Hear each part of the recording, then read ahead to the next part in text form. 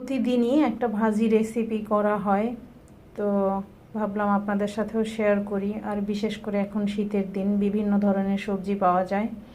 আমি এইখানে লাউয়ের খোসা নিয়েছি, আলু নিয়েছি, গাজর নিয়েছি, একটু শিম কেটে দিয়েছি আর বাঁধাকপি দিয়েছি একটু। এরকম মিক্সড ভাজিটা খেতে কিন্তু বেশ ভালো লাগে। এখন একটু ভাপ দিয়ে নিব। আর এইদিকে কড়াইয়ে তেল দিয়ে তারপরে পেঁয়াজ কুচি, কাঁচামরিচ ফালি আর লবণ দিয়ে দিলাম। ভাজিতে আসলে তেমন করে পরিমাণ বলে দেওয়ার কিছু নেই। পেঁয়াজ কুচিটা একটু বেশি দিলে ভাজিটা খেতে বেশি ভালো লাগে। এখন স্বাদ মতো মরিচ গুঁড়া আর 1 চা চামচ ধনিয়ার গুঁড়া দিয়ে দিয়েছি। আজকে আমার ভাজির পরিমাণটা একটু বেশি, তো এই জন্য মশলা বুঝে শুনে দিবেন। আপনারা যদি এই পরিমাণে করেন তাহলে এই পরিমাণে দিবেন, নয়তো একটু কমিয়ে দিলেও সমস্যা নেই।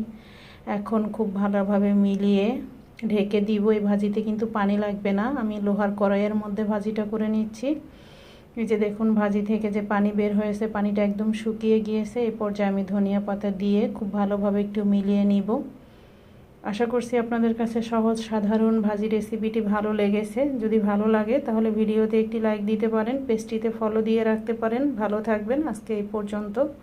আল্লাহ হাফেজ।